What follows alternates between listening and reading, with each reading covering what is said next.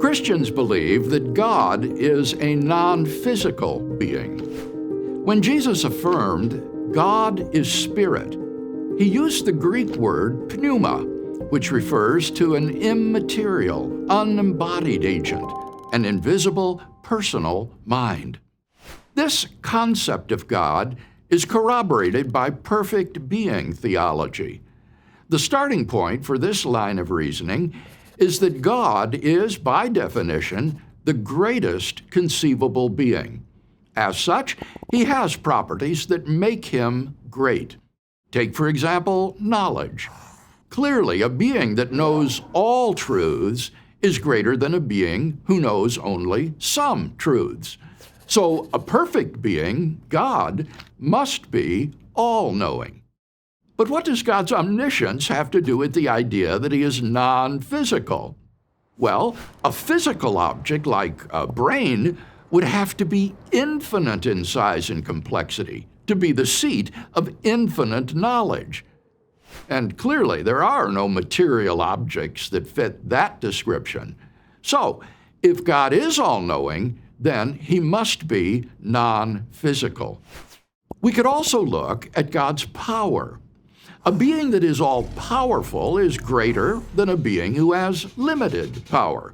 So, a perfect being must be all-powerful. But for a physical being to be all-powerful, it would have to have infinite size and energy. And evidently, there are no material things like that.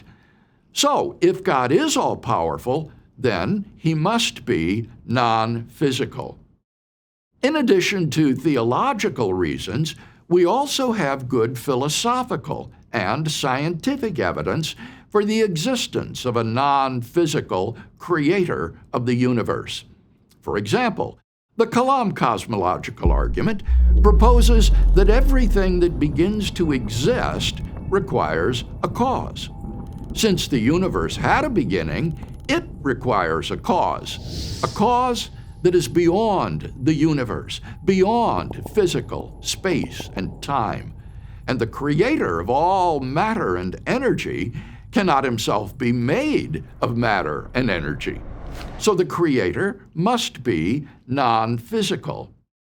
Another argument, the fine-tuning argument, points out that the natural laws governing the material world include fundamental constants and quantities. These numbers are exquisitely fine-tuned for intelligent life. If any of these numbers varied by an infinitesimally small amount, there'd be no stars, no planets, no chemistry, and no intelligent life. Whoever fine-tuned the universe cannot himself be subject to these numbers, since he's the one who determined them in the first place. So, it seems that whoever is behind it all is not part of the finely tuned material universe. The fine-tuner is non-physical. A third argument builds on the fact that mathematics is really good at describing the material world. In fact, it's unbelievably good. This is both surprising and unexpected. There's no reason to think that it's necessary for mathematics and physics to work together so wonderfully well. But they do. This amazing applicability of mathematics implies the existence of a transcendent mind who created the physical world on a mathematical blueprint. Or, in the words of the Nobel Prize-winning theoretical physicist Paul Dirac, God is a mathematician of the very high order, and he used advanced mathematics in constructing the universe. The mind that created the physical world cannot itself be physical. The cosmic mathematician must be non-physical. So, we have persuasive theological, philosophical, and scientific reasons for thinking that God is spirit. But does it make sense to believe in the existence of something you can't see? As one atheist says, the invisible and the non-existent look very much alike. But even atheists believe in the existence of wind, gravity, time, black holes, magnetism, quantum particles, and dark matter, all of which are invisible. Here's a more thoughtful objection. Science clearly demonstrates that everything is made of matter and energy. Thus, it follows that an unembodied mind does not exist. But of course, science demonstrates no such thing. This is a philosophical position known as materialism, and there are good reasons to doubt it. First, as we've already seen, there are powerful arguments for an immaterial creator of the universe. If these are successful, materialism fails. Second, if materialism were true, then you and I would be nothing more than organized matter. Atheist Richard Dawkins expresses this view of human nature wonderfully.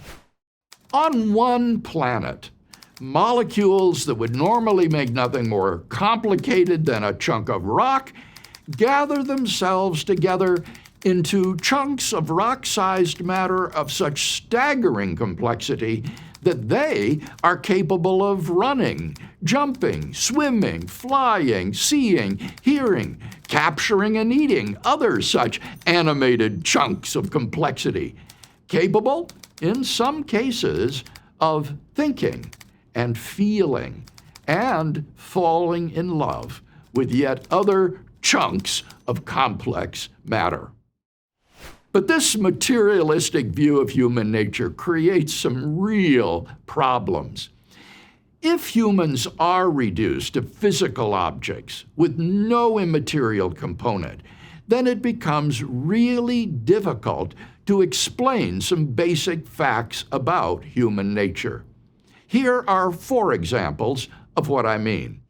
First, physical objects have value only because we assign value to them.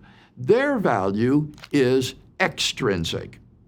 But human beings have value simply by virtue of being human. We have value in and of ourselves, without reference to anything outside of ourselves. Our value is intrinsic. But this fact makes no sense if human beings are merely physical objects. Second, physical objects don't have a first-person perspective. They are not self-aware, nor do they have a subjective viewpoint that can be expressed using the term I. By contrast, human beings do have a first-person perspective. I know myself as a self, and I can express that self-awareness using the term I. I am sitting. I am thinking. I am hungry. This universal experience is hard to explain if human beings are merely physical objects. Third, humans experience mental states that are intentional. We think about things. Whenever you think or believe or wonder, you're thinking about something. You're believing about something. You're wondering about something. We all experience intentional mental states on a daily basis, but physical objects cannot. Fourth, when you feel happy or sad or afraid, your brain is part of the neural circuitry that gives you such experiences. But it's not your physical brain itself that's happy or sad or afraid. It's you. Your brain is an amazingly complex organ that makes up part of your central nervous system. But it's a physical object with physical properties. You can't reduce happiness, sadness, or fear to a physical brain state. The you that is experiencing these feelings is not a material object. Explaining these four facts is problematic if humans are merely organized matter. On the other hand, they make perfect sense if humans have a non-physical component. Thus, we not only have good reasons to doubt that materialism is true, but also good reasons to believe that God is spirit, a transcendent, immaterial, unembodied mind. And if God is spiritual, not material, then our focus in life ought to be spiritual and not material. This is why Jesus said, "Do not be anxious about your life, what you will eat or what you will drink, nor about your body, what you will put on. Is not life more than food and the body more than clothing? Seek first the kingdom of God and His righteousness, and all these things will be added to you."